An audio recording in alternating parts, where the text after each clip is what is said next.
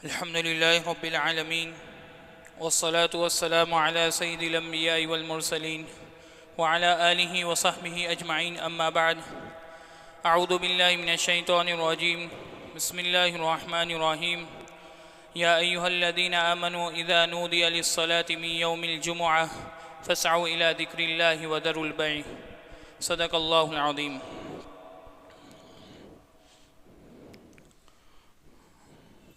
اللہ سبحانہ و تعالی نے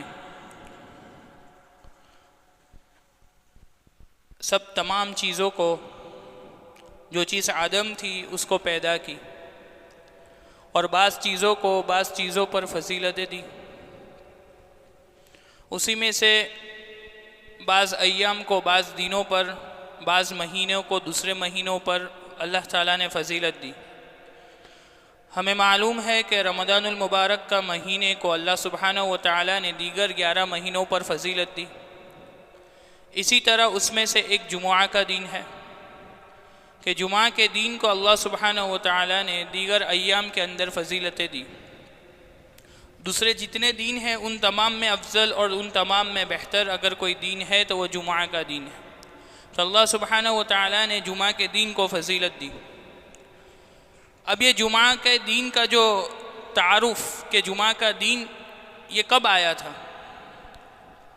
تو زمانہ جاہلیت کے اندر اس کو عروبہ کہا جاتا تھا، اور علماء کا اس میں اختلاف ہے کہ جمعہ کا دن جو ہے وہ پہلے بنایا جاتا تھا کہ نہیں بنایا جاتا تھا۔ اس میں ایک امام ہے تو انہوں نے تو کہا کہ یہ اسلام کے بعد ہی ہے، لیکن اکثر علماء کی اور جمہور کی یہی رائے ہے کہ اسلام کے بعد یہ جمعہ کا دن بنایا گیا، اور اس کی وجہ جو ہے وہ یہ ہے کہ اللہ کے نبی صلی اللہ علیہ وسلم کے جد امجد کعب ابن لعی یہ جمعہ کے دن لوگوں کو بیت اللہ شریف کے اندر جمع کرتے تھے اور واعظ و نصیحت کرتے تھے۔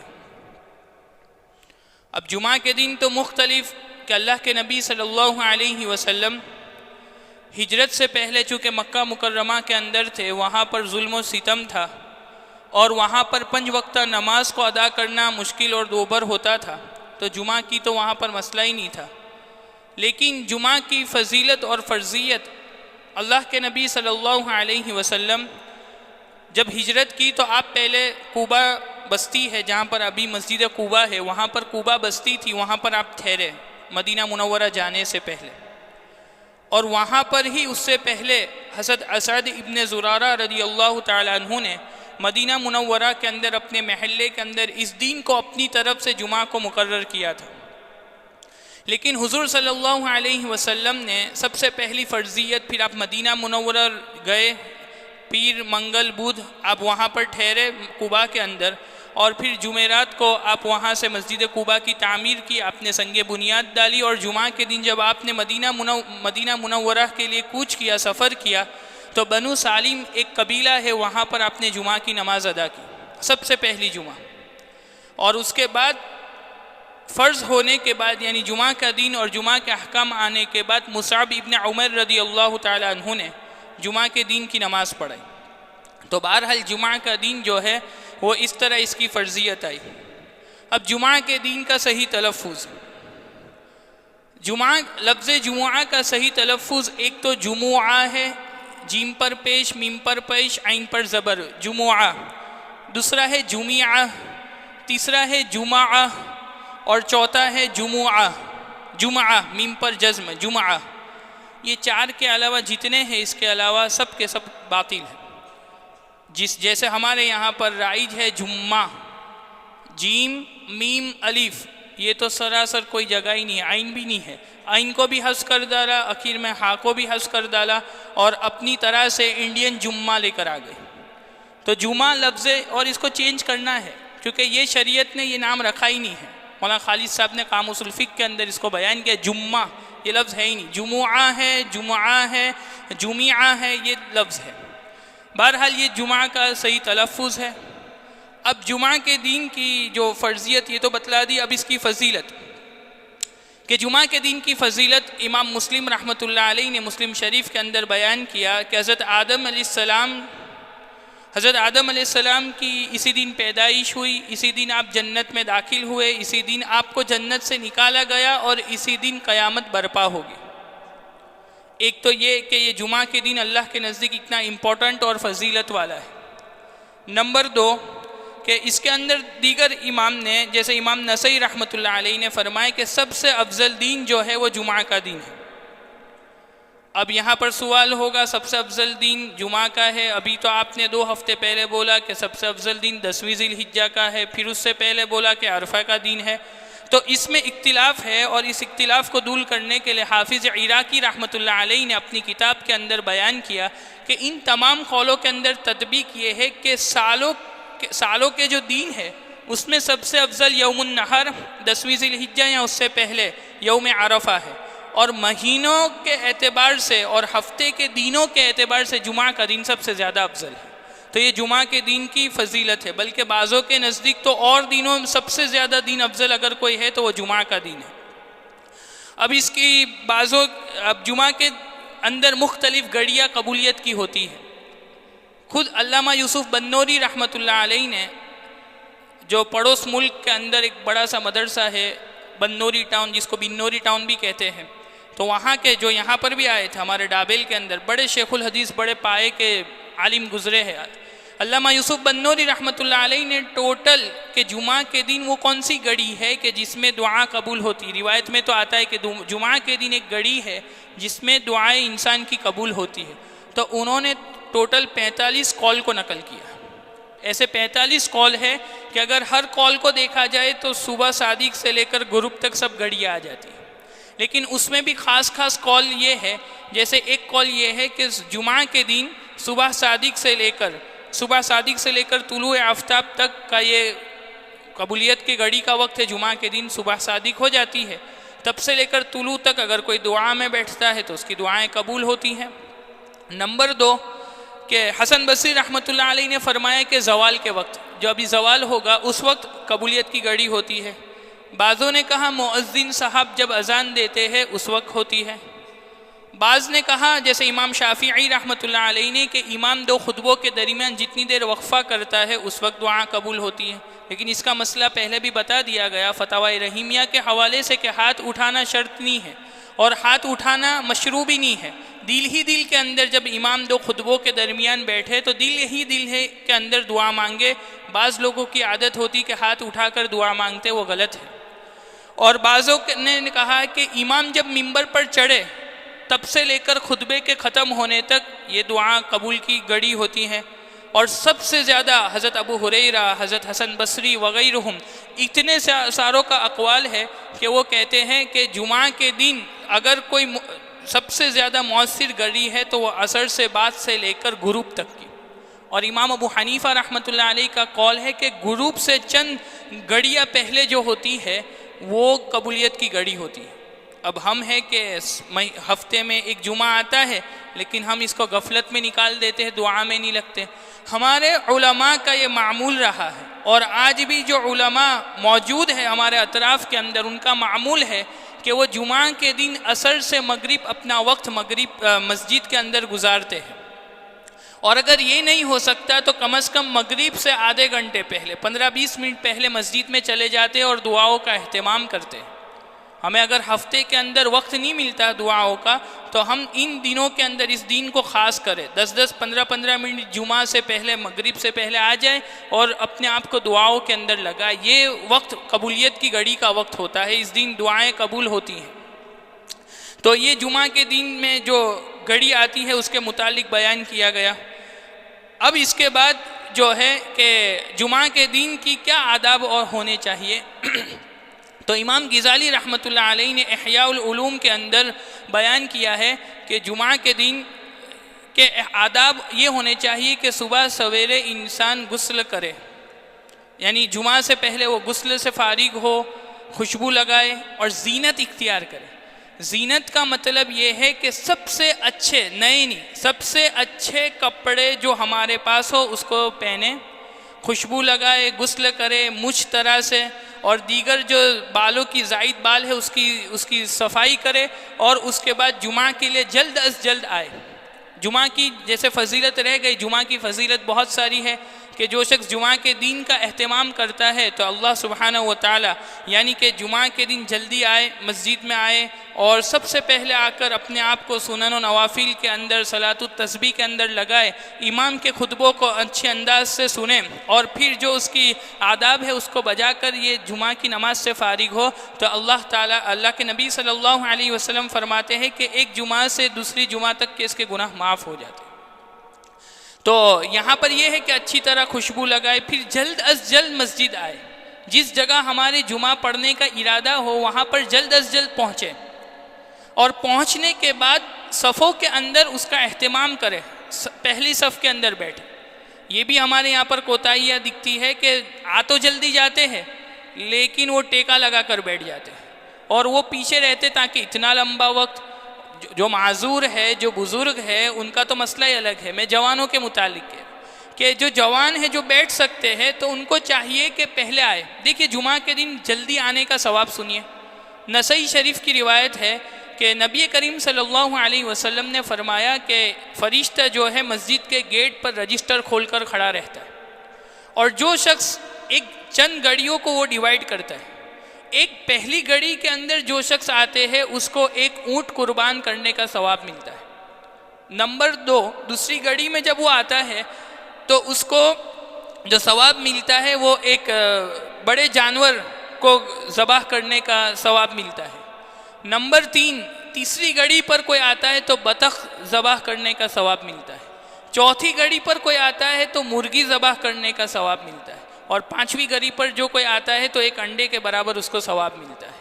اور پھر جب امام خطبے کے لیے ممبر پر چڑھ جائے تو فرشتے وہ اپنے رجسٹر کو لپیٹ کر وہ چلا جاتا ہے۔ مطلب کیا؟ اب جو آیا وہ ثواب سے خالی، فرضیت ادا ہو جائے گی، یہ مطلب نہیں ہے کہ جمعہ ادا نہیں ہوگی، لیکن جو ثواب ہے وہ اس کو نہیں ملے گا۔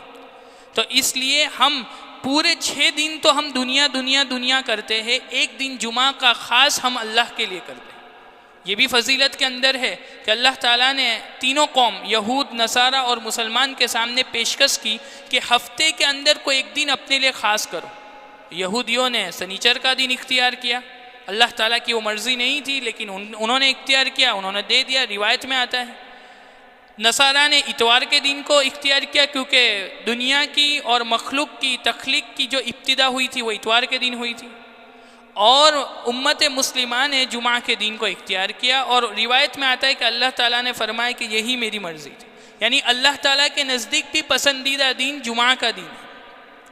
تو یہ جمعہ کے دن کی فضیلت اس لیے بتائی جا رہی ہے کہ بہت سی کوتاہیاں ہمارے یہاں پر پائی جاتی ہیں، جیسے یہی کہ ہم صبح میں جلدی اٹھے۔ دیکھو اس کوتاہیوں میں سب سے پہلی نمبر 1 سٹیپ بائی سٹیپ کہ بہت سا بڑا طبقہ یہ ہے کہ جمعہ کی نماز ہی نہیں پڑھتا ہے، بہت بڑا طبقہ ہے وہ جمعہ کی نماز نہیں پڑھتا ہے۔ نمبر 2، نماز تو پڑھتا ہے لیکن کب پہنچتا ہے؟